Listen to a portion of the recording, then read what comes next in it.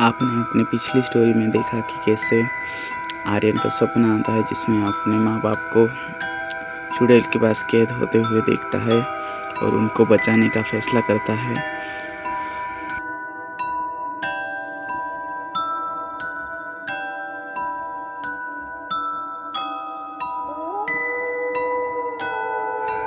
चुड़ैल ने आर्यन के माँ बाप को पिंजरे में कैद करके रखा हुआ है, जिनको बचाने के लिए आर्यन सोचता है। आर्यन तभी नींद से उठ के बैठ जाता है और सोचने लगता है कि उसके माँ बाप को 15 साल से उस चुड़ैल ने पास कैद करके रखा है, उसे कैसे बचाएगा। आर्यन अपने दादा दादी को बताए बिना उस जंगल में जाके अपने माँ बाप को उस चुड़ैल से बचाने का फैसला करता है। इसके लिए वो सारी बात अपने बचपन के दोस्त को बताता है। उसका नाम विलास होता है।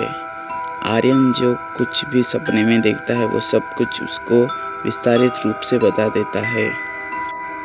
वो दोनों रात में उस जंगल में जाके उसके माँ बाप को ढूंढ के लाएंगे, ऐसा फैसला करते हैं। 2 दिन में चंद्र ग्रहण होता है।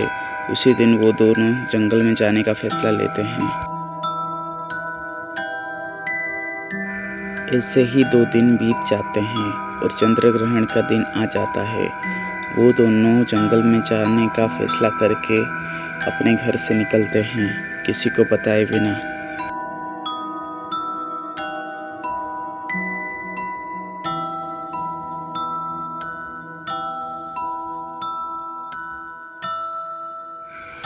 आर्यन अपने हाथ में मशाल लेके आगे आगे चल रहा था और उसके पीछे उसका दोस्त विलास चल रहा था। दोनों एक के पीछे एक चल रहे थे।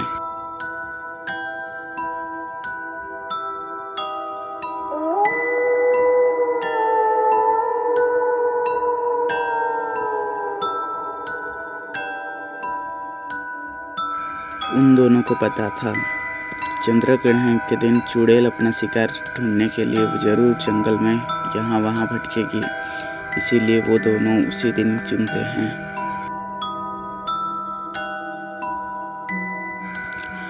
आर्यन आगे चल रहा था और उसके पीछे पीछे विलास परछाई की तरह उसका पीछा कर रहा था, मानो कि उसे भी डर लग रहा हो।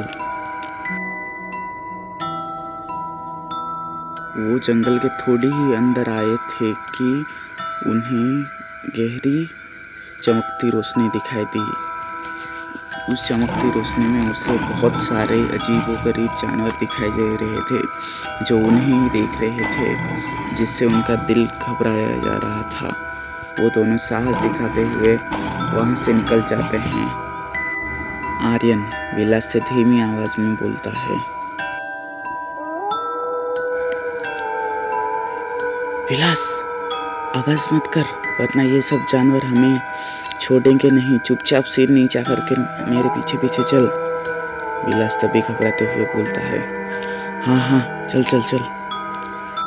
कुत्तों के भौंकते हुए आवाज में उन्हें एक स्त्री की आवाज सुनाई देती है, जिसे सुन के दोनों आश्चर्य में पड़ जाते हैं और चारों तरफ देखने लगते हैं कि यहाँ इस जंगल में इतनी रात को कौन स्त्री यहाँ पे आ गई और वो कैसे यहाँ पर रह सकती है।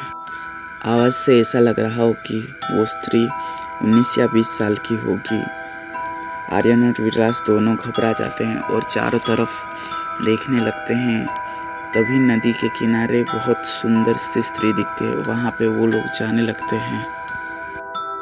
आर्यन और विलास दोनों साहस करके उस स्त्री के पास चलने आने लगते हैं।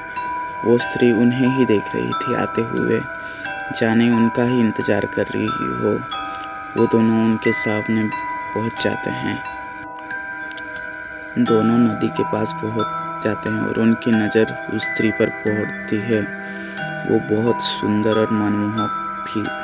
चंद्र की रोशनी में उसकी सुंदरता और निखर रही थी, मानो कि वो कोई अप्सरा की तरह देख रही हो। आर्यन उसे पूछता उससे पहले ही वो स्त्री उससे पूछने लगती है, आओ आर्यन आओ, मैं तुम्हारा ही इंतजार कर रही थी यहाँ पे, और मैं तुम्हारे माँ बाप को भी जानती हूँ।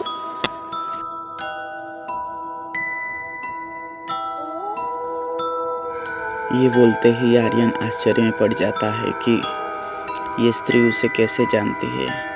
इस स्त्री को तो वो कभी देखा भी नहीं था और पहचानता भी नहीं था, तो वो उसका नाम कैसे जानती थी।